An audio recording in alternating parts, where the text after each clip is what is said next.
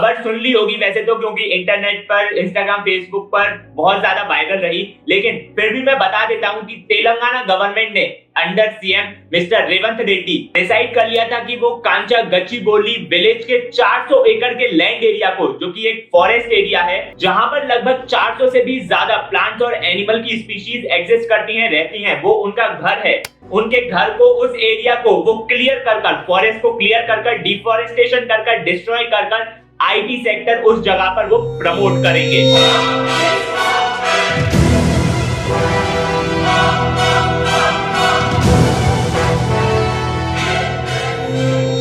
देखते ही देखते सब कुछ एकदम से एक मिशन की तरह स्टार्ट हो गया। तेलंगाना गवर्नमेंट ने ये डिसाइड ही कर लिया कि वो उस पर्टिकुलर फॉरेस्ट एरिया को, लैंड एरिया को क्लियर कर ही मानेंगे। इसी बीच वहीं पास में हैदराबाद यूनिवर्सिटी, वहां के स्टूडेंट्स और टीचर्स को ये बात पता चली और उन्होंने प्रोटेस्ट चालू कर दिया। और गर्व की बात यह है कि प्रोटेस्ट ऐसा वैसा नहीं था, दम से उन्होंने उनके अगेंस्ट प्रोटेस्ट किया। डंडे, लाठीचार्ज, हर तरह का टॉर्चर, सब कुछ उन्होंने सहन किया प्रोटेस्ट में। उस पर्टिकुलर लैंड एरिया की ओनरशिप पर बहुत ज्यादा सवाल उठ चुके थे। तेलंगाना गवर्नमेंट का ये कहना था कि वो लैंड एरिया तेलंगाना गवर्नमेंट के अंडर आता है। हैदराबाद यूनिवर्सिटी का ये कहना था कि वो लैंड एरिया हैदराबाद यूनिवर्सिटी को बिलोंग करता है। इतने सवाल उस पर्टिकुलर लैंड की ओनरशिप पर उठकर इसलिए आए क्योंकि वो पर्टिकुलर लैंड एरिया बहुत बार वाद विवाद में रह चुका है और बहुत बार इधर से उधर ट्रांसफर किया जा चुका है। लेकिन फाइनल कंक्लूजन ये है, जितना मैंने पढ़ा, जितनी भी लीगल चीजें मैंने देखी, सुनी, पढ़ी, उनके अकॉर्डिंग फाइनल डिसीजन यही है कि वो particular land area Telangana government को बिलोंग करता है। हाँ, ये भी हक की बात है कि अब तेलंगाना गवर्नमेंट का ये राइट है उनके पास कि वो उस लैंड एरिया को किसी भी तरीके से यूज कर सकते हैं। लेकिन क्या किसी भी तरीके से यूज कर सकते हैं? क्योंकि वो लैंड एरिया, वो फॉरेस्ट एरिया बहुत से फ्लोरा फौना, बहुत से एनिमल्स और प्लांट स्पीशीज का घर है।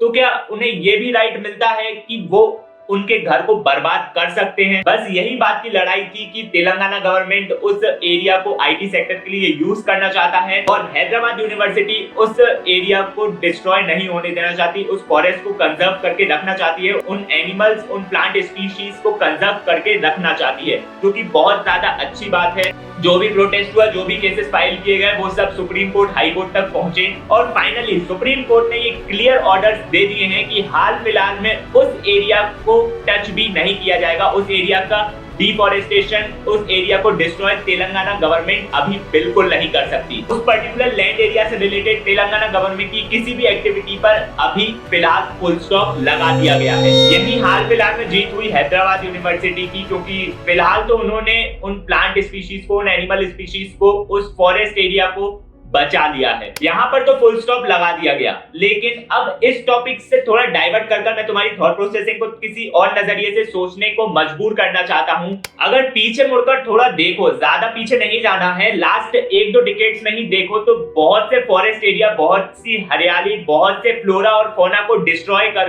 डेवलपमेंट के नाम पर चीजें की गई हैं। कोई भी इंडस्ट्रियल वर्क, कोई भी इंडस्ट्री सेटअप, कोई भी फैक्ट्री सेटअप, एयरपोर्ट्स का बनना, डैम्स का बनना, बहुत बार फॉरेस्ट को क्लियर किया गया है और सिर्फ डेवलपमेंट के नाम पर किया गया तो उसे रोका भी नहीं जा सकता। वो एक पर्सपेक्टिव से सही भी है। दिल्ली मुंबई इंडस्ट्रियल कॉरिडोर की बात करें तो उसके लिए भी हजारों हेक्टेयर, हजारों एकड़ के लैंड को क्लियर किया गया था। कोई भी डैम बनता है उसके लिए फॉरेस्ट क्लियर कर दिए जाते हैं। डेवलपमेंट की किसी भी चीज के लिए नेचर को इफेक्ट किया जाता है। तो ऐसा नहीं है कि ये पहली बार हुआ है। ऐसा हो सकता है कि पहली बार इतना एग्रेसिवली प्रोटेस्ट उभर कर आया है, इंटरनेट, सोशल मीडिया की तरफ से इतना वायरल हुआ है, शायद इसलिए इन चीजों पर फुल स्टॉप लग पाया।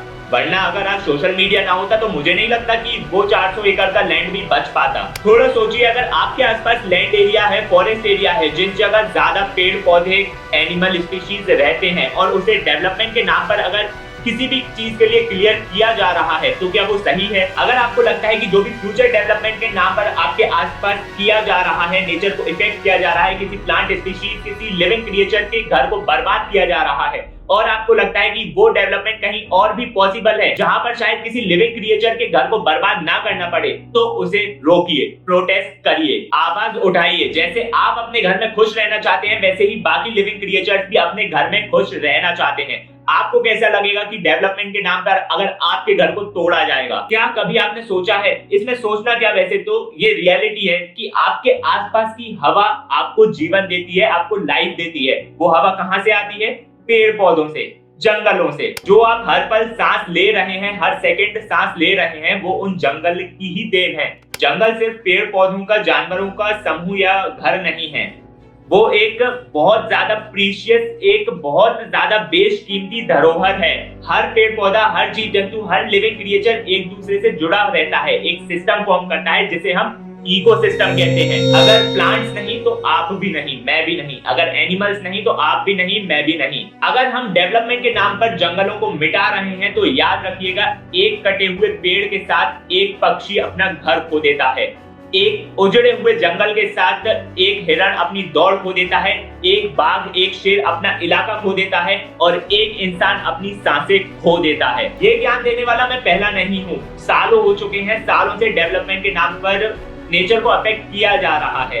बहुत से प्लांट्स, एनिमल स्पीशीज एक्सटेंड कर चुके हैं, विलुप्त हो चुके हैं, और इसका एकमात्र कारण है जंगलों को खत्म करना। अगर आज हम कदम उठाएंगे तो आने वाले समय में हम अपनी आने वाली जनरेशन को एक हेल्दी, एक ग्रीन एनवायरनमेंट, एक सस्टेनेबल और एक बैलेंस लाइफ दे सकते हैं। उन्हें हर जगह मास्क लगा के या ऑक्सीजन सिलेंडर के साथ घूमने की नौबत नहीं आएगी, लेकिन उसके लिए आज हमें कुछ सीरियस स्टेप्स लेने पड़ेंगे। हर पौधा जो आप लगाते हैं, हर पेड़ जिसे आप बचाते हैं, हर जंगल जिसे आप समझते हैं, वो सिर्फ एनवायरनमेंट के लिए आपकी एक रिस्पॉन्सिबिलिटी नहीं है, आपकी खुद की जिंदगी की आपके द्वारा की गई प्रोटेक्शन है। तो जंगलों को सिर्फ एक रिसोर्स मत समझिए, वो आपको लाइफ देता है, जीवन देता है।